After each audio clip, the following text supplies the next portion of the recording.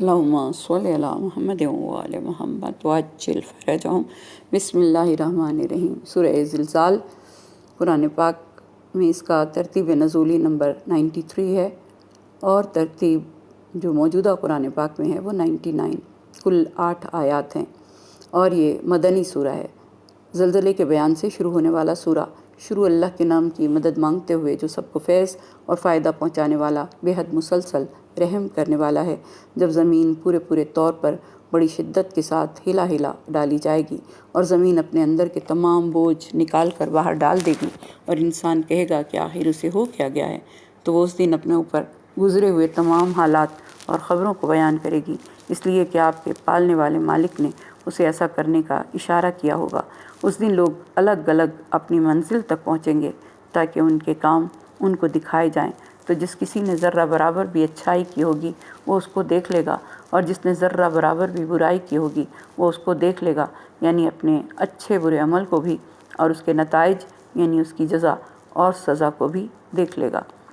امام جعفر صادق علیہ السلام نے ارشاد فرمایا کہ سورہ زلزال کی تلاوت سے کبھی نہ تھکنا، کیونکہ جو شخص اس کو نافلہ نمازوں میں پڑھے گا وہ ہرگز زلزلے میں گرفتار نہ ہوگا، اور نہ ہی اس کی وجہ سے مرے گا، اور مرتے دم تک سائقہ اور آفات دنیا میں سے کسی آفت میں گرفتار نہ ہوگا۔ جو اس سورہ کی تلاوت کرے گا گویا اس نے سورہ بقرہ کی تلاوت کی، اور اسے اس شخص کا ثواب و اجر عطا ہوگا کہ جس نے قرآن پاک کے چوتھائی حصے کی تلاوت کی ہو۔ جب اس سورہ کی تلاوت کرنے والے کی موت آتی ہے تو ایک فرشتہ اللہ کی طرف سے ملک الموت کو حکم کرتا ہے کہ یہ اللہ کا ولی ہے، اس کے ساتھ نرمی کے ساتھ پیش آنا، کیونکہ یہ مجھے بہت یاد کرتا تھا اور اس سورہ کی تلاوت کرتا تھا۔ اور خود یہ سورہ بھی ملک الموت سے سفارش کرے گا کہ تو ملک الموت جواب دے گا کہ مجھے خود خدا نے حکم دیا ہے کہ میں اس مرنے والے کا حکم مانوں، اور اگر وہ اجازت دے تو اس کی روح قبض کروں۔ چنانچہ جب مرنے والے کے سامنے سے پردہ اٹھایا جاتا ہے تو اس وقت خود اپنی موت کی خواہش کرتا ہے، پھر نہایت ہی آسانی کے ساتھ اس کی روح قبض کر لی جاتی ہے، اور پھر اس کی روح کو 70,000 فرشتے جنت کی طرف لے جاتے ہیں۔ اگر ایک باریک روٹی پر لکھ کر چور کو کھلایا جائے تو اس کے حلق میں لقمہ پھنس کر رہ جائے گا، اور اس طرح اگر چور کا نام لے کر انگوٹھی پر اس کو پڑھا جائے گا تو انگوٹھی میں حرکت پیدا ہو جائے گی۔ اگر اسے لکھ کر اپنے پاس رکھے اور حاکم وقت کے پاس جائے تو جب اس کے دربار میں داخل ہو اسے پڑھ لے تو اس کے شر سے محفوظ رہے گا۔ اگر نئے برتن پر اسے لکھ لیا جائے اور لقوے کا مریض اس میں دیکھے تو شفا پائے گا۔ وقال الانسان ما لہا سے مراد جناب امیر المومنین علیہ السلام ہے، اور یہ سورہ امیر المومنین علیہ السلام کا سورہ ہے۔ حضرت فاطمہ زہرا سلام اللہ علیہا سے روایت ہے کہ حضرت ابوبکر کے عہد میں زلزلہ آیا، لوگ خوفزدہ ہو کر حضرت ابوبکر اور حضرت عمر کے پاس آئے، اور پھر یہ سب لوگ اکٹھے ہو کر حضرت علی علیہ السلام کے دروازے پر آئے۔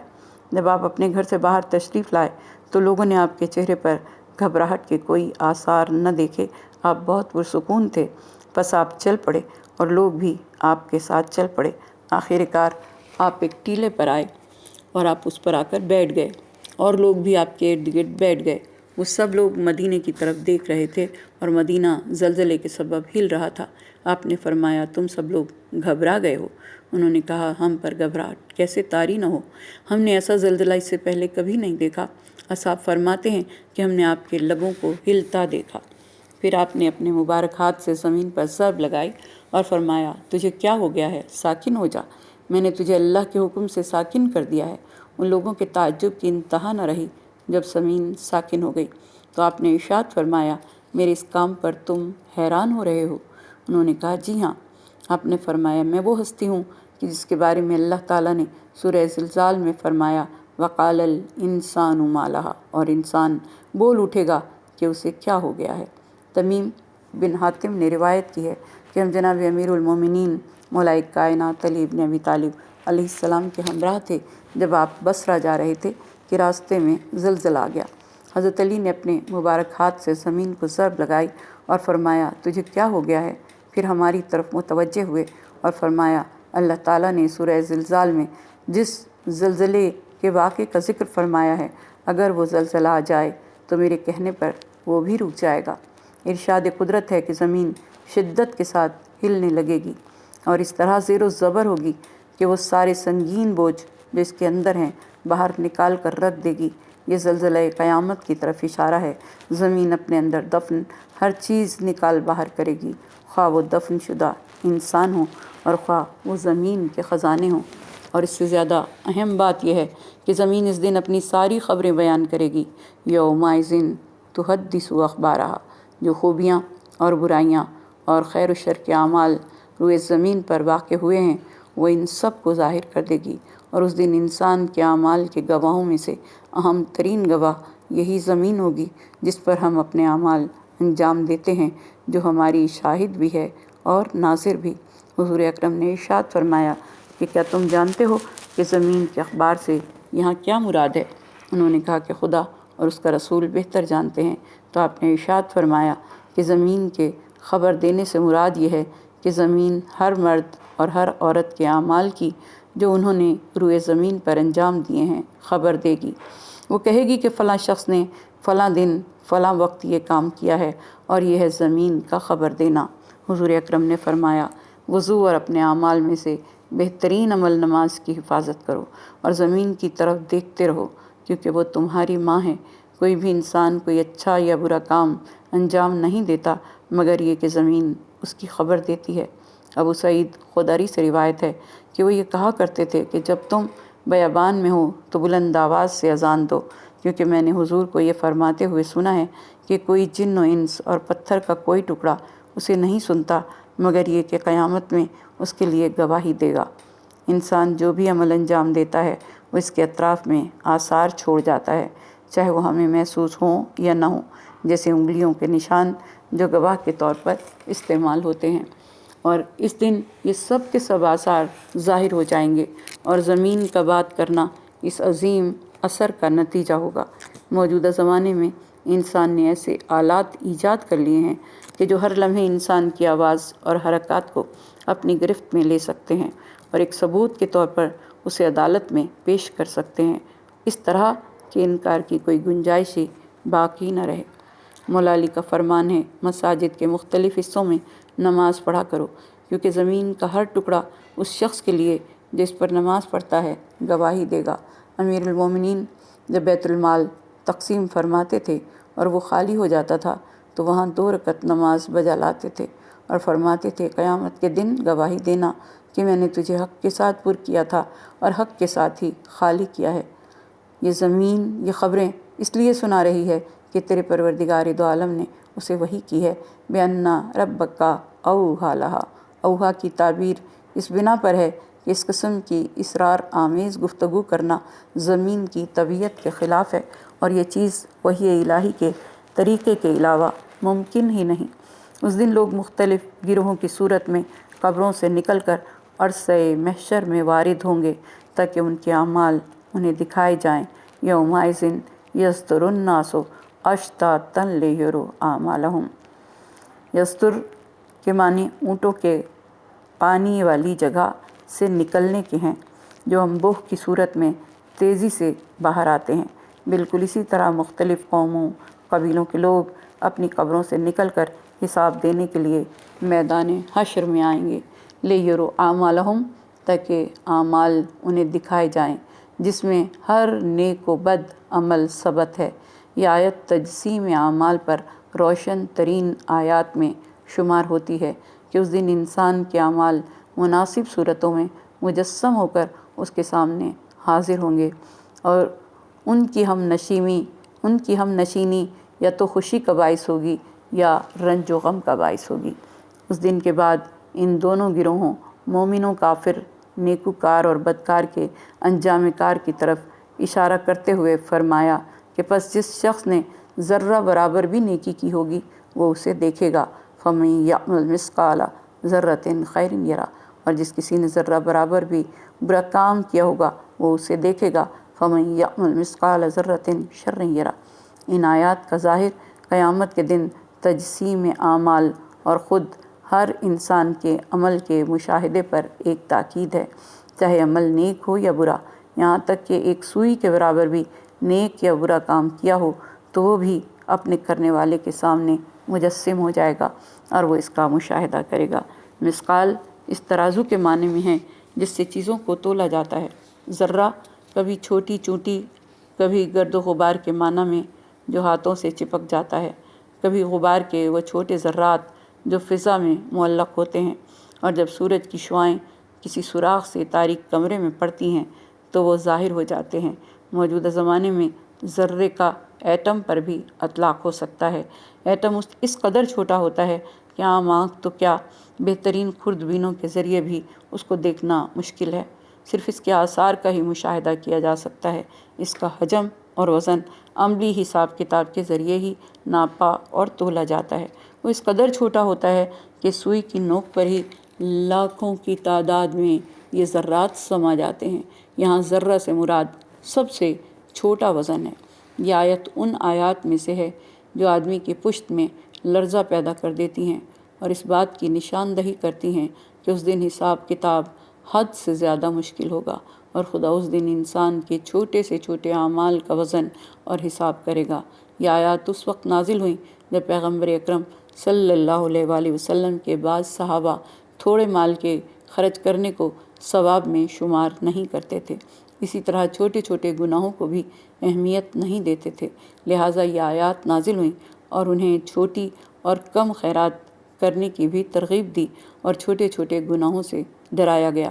عبداللہ ابن مسعود سے نقل ہوا ہے کہ قرآن مجید کی سب سے زیادہ محکم آیات فَمَن يَعْمَلْ مِثْقَالَ ذَرَّةٍ خَيْرٍ يَرَهُ وَمَن يَعْمَلْ مِثْقَالَ ذَرَّةٍ شَرٍّ يَرَهُ ہی ہیں، اور وہ انہیں جامعہ سے تعبیر کیا کرتے تھے۔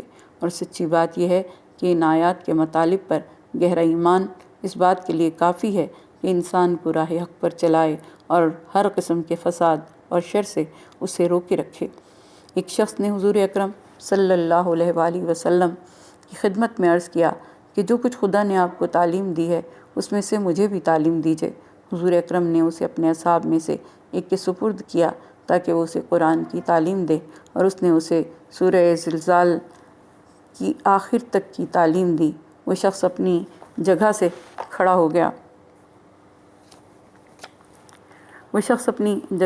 ہو گیا اور کہا کہ میرے لیے تو یہی کافی ہے۔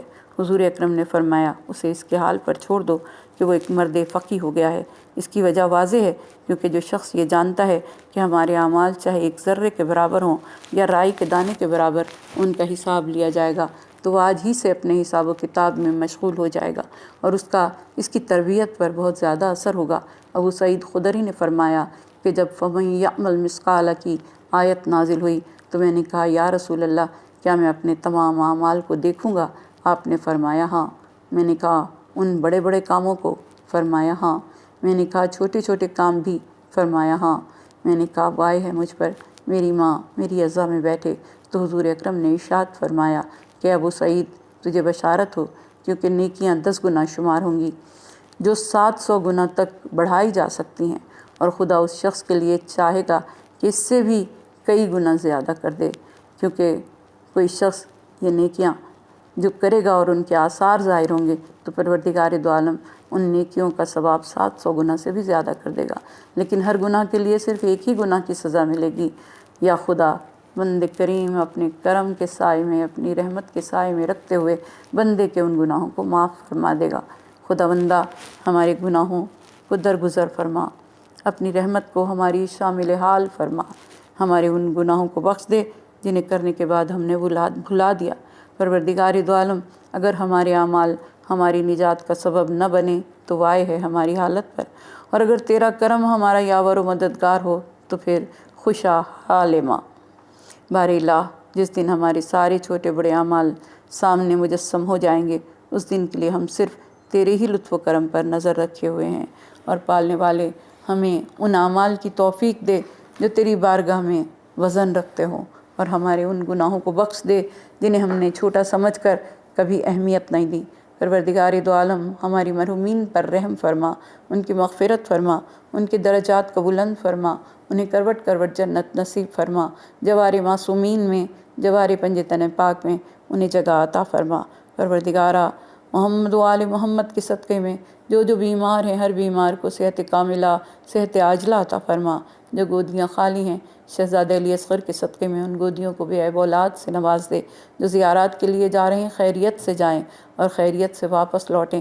پروردگار دو عالم ہمارے ملک پر رحم فرما، ہمارے ملک پر اپنا کرم فرما۔ پالنے والے ہمیں نیک حاکم عطا فرما، ہمیں برے حاکموں سے نجات عطا فرما۔ پروردگار دو عالم ہمارے ملک میں امن و امان رہے، دہشت گردوں کو نیست و نابود فرما، اسلام کا بول بالا فرما، ہمارے مقامات مقدسہ کی حفاظت فرما، عالم اسلام کو ترقی و کامیابی و خوشحالی عطا فرما۔ پروردگارہ مسلمانوں کو یکجا کر دے اور ایک دوسرے کو کافر کہنا بند کر کے ہم سب ایک نبی کے ماننے والے، ایک خدا کے ماننے والے اور ان کے راستے پر چلنے والے ہوں جن کے راستے پر چلنے کا تو نے حکم دیا۔ پروردگارہ ہمیں صراط مستقیم پر قائم رکھ، ہمیں برائیوں سے محفوظ رکھ، ہمیں ان تمام برائیوں سے دور رکھ جن برائیوں کو روز حشر تو مجسم کر کے ہمارے سامنے پیش کرے گا۔ پروردگارہ جو دنیا سے چلے گئے، جن کی آج پہلی رات ہے قبروں میں، پروردگارہ ان کی قبروں کو کشادگی عطا فرما، ان کی قبروں کو روشنی عطا فرما، ان کی مغفرت فرما۔ پالنے والے جس نے مجھے دعا کے لیے کہا، ہر ایک کی دعا کو اپنی بارگاہ میں شرف قبولیت عطا فرما۔ پروردگارہ غم حسین کے سوا کوئی غم نہ دینا، ہر دکھ سے، ہر بلا سے، ہر بیماری سے، ہر پریشانی سے بچا کے رکھنا۔ پروردگارہ جن بچوں نے امتحان دیا ہے، جو دے رہے ہیں، دینے والے ہیں، انہیں سنہری کامیابی عطا فرما۔ ہمیں قرآن پاک کی تعلیمات پر چلنے کی توفیق عطا فرما۔ محمد و آل محمد کے صدقے میں ہماری زندگی قرآن کی تفسیر ہو، ہمارے تمام اعمال تیری بارگاہ میں شرف قبولیت پانے والے ہوں، اور پالنے والے ہمیں برائیوں سے محفوظ رکھے، ہماری اولاد کو برائیوں سے محفوظ رکھ کر روز حشر ان ہستیوں کے دامن میں جگہ دینا کہ جن ہستیوں کو تو نے صراط مستقیم کہا۔ پروردگارہ ہمارے امام کے ظہور میں تعجیل فرما، ہمارے امام کے ظہور میں تعجیل فرما، ہمارے امام کے ظہور میں تعجیل فرما۔ آمین یا رب العالمین۔ ربنا تقبل منا انک انت السمیع العلیم۔